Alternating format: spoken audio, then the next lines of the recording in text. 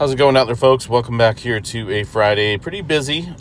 Started off with a decent-sized earthquake over across the, where was that? The Papua New Guinea area with a 5.8 earlier this morning. Well, it looks like that has set things into motion here with the plate movement today. Look at that 7.4 earthquake coming in south of Argentina, right on the plate boundary. That's a rather large earthquake, and it's showing up quite nicely on the live seismograph stations there on the live stream. There is currently a tsunami threat with this earthquake, so let's go ahead and check this out real quick. From the tsunami.gov website, as you can see there, there is a tsunami threat currently in place. There is no tsunami threat to the states here, but we'll double check this from the tsunami.gov website.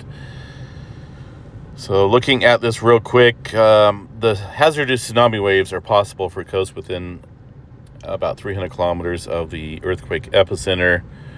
Now, there's no threat there to the states, obviously, but it does look like there is currently a localized threat. And you can see it here on the this map. We'll go ahead and pull it up, maybe around the extreme southern end of the South America area.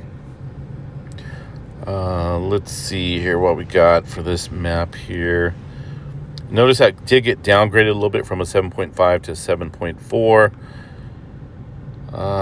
No action required on that. Yeah, just localized activity as far as any tsunami movement goes. But yeah, that's a good sized earthquake. I think that makes it the number 6 7-pointer so far this year, I believe. We'll take a look at that a little bit later on. But goodness, let's see where they felt this. I'm sure it was felt across the area.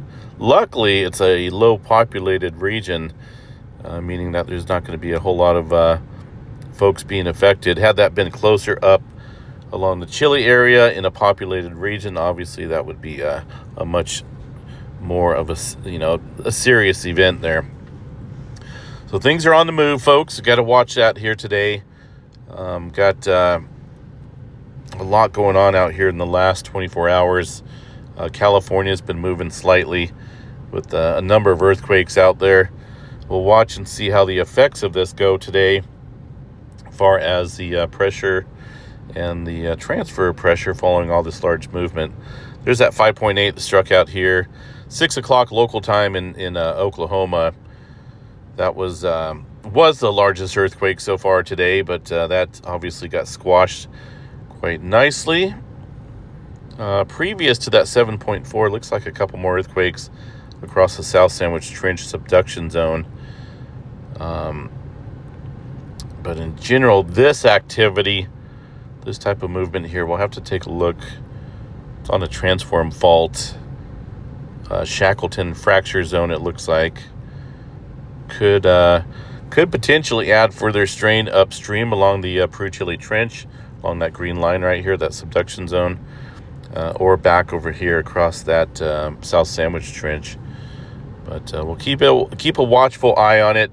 EMSC is showing that there was 2 earthquakes. I cannot confirm or prove if there was a secondary earthquake or not. I'll have to look at the charts when I get home. But right now, hope everyone's having a good Friday. It's pretty busy out there. Southern California rocking and rolling a little bit down south of the border. We'll just keep an eye on things here today and see what happens following this larger movement. Have a good Friday, everyone. We'll catch you guys out here a little bit later.